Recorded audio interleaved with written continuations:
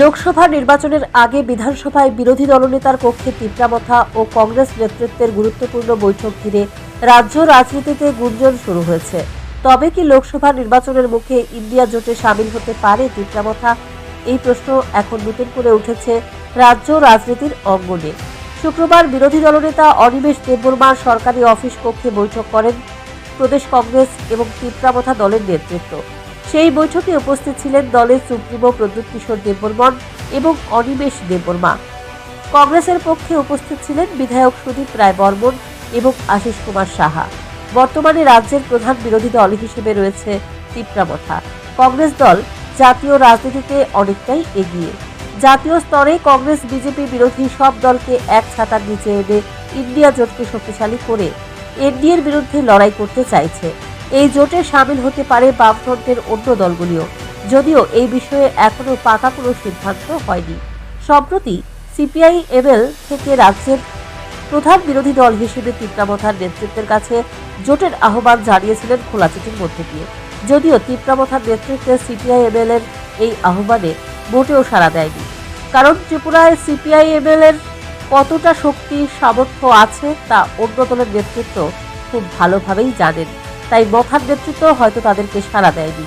এরই মধ্যে কংগ্রেস ও তীব্রামথার নেতৃত্বের এই বৈঠক অনেকাংশেই প্রাসঙ্গিক, কারণ বর্তমানে এডিসি কাউন্সিল পরিচালনা করছে তীব্রামথা দল। পূর্ব ত্রিপুরা লোকসভা আসনে তীব্রামথা বড় একটা ফ্যাক্টর হবে তা বলার অপেক্ষাই রাখে না। তাই এই আসনে যদি সব বিরোধী দল শাসক দলের বিরুদ্ধে লড়াই করে তাহলে এই আসনে জয় ছিনিয়ে নেওয়া সম্ভব। তাছাড়া দিল্লির কৃষক আন্দোলন বর্তমানে হরিয়ানার মাথা চাড়া দিয়ে উঠেছে। এই আন্দোলন নিঃসন্দেহে অক্সিজেন যোগাবে বিরোধী দলগুলিকে। এই পরিস্থিতিতে হয়তো ইন্ডিয়া জোটে সামিল হবার আহ্বান জানিয়েই সুদীপ, আশিস, প্রদ্যুৎ এবং অনিমেষের সঙ্গে বৈঠক করেছেন। তবে এই বৈঠক সম্পর্কে সুদীপ রায় বর্মন কি বলেছেন শুনুন আপনারা। কি কথাবার্তা হলো?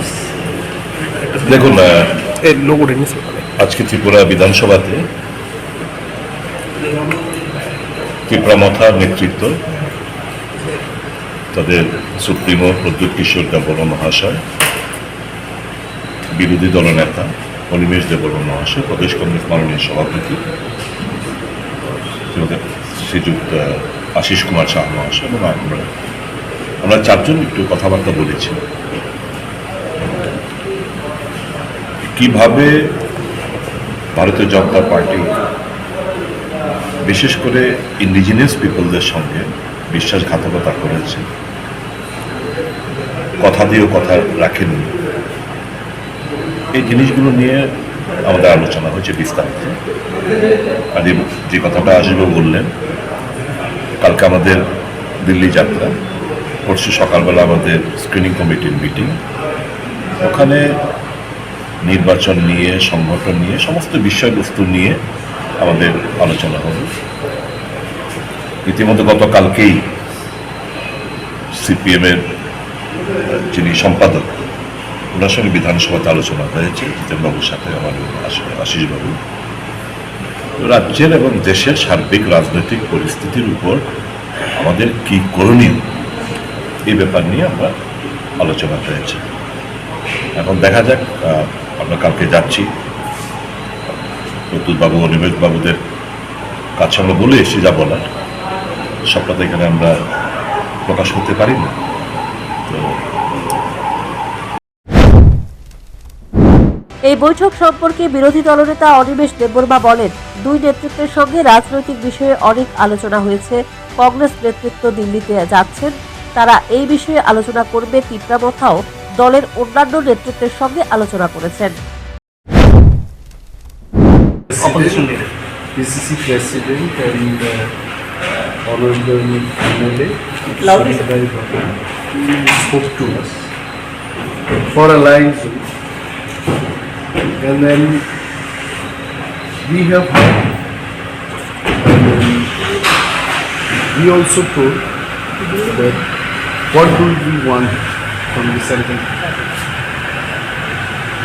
I just want to tell all of you that because of Indira Gandhi, we got ADC here, and because of Rajiv Gandhi, 3 more ST reserve seats also will go. That much I can tell. Congress knows about our problems. We said that okay, we'll discuss in the party and then we'll take the call. And they are going to Delhi tomorrow, I think. So once they come back, they will let us know, or we also will discuss in the party and we'll come back to you all after. তবে জোটের বিষয়ে এক প্রশ্ন আলোচনা সেরে দিয়েছেন তিপ্রামথা ও প্রদেশ কংগ্রেসের নেতৃত্ব তা বলার অপেক্ষাই রাখে না, যদিও এই বিষয়ে কোনো দলের নেতৃত্ব মুখ খোলেননি। Bureau report, news prime Tripura.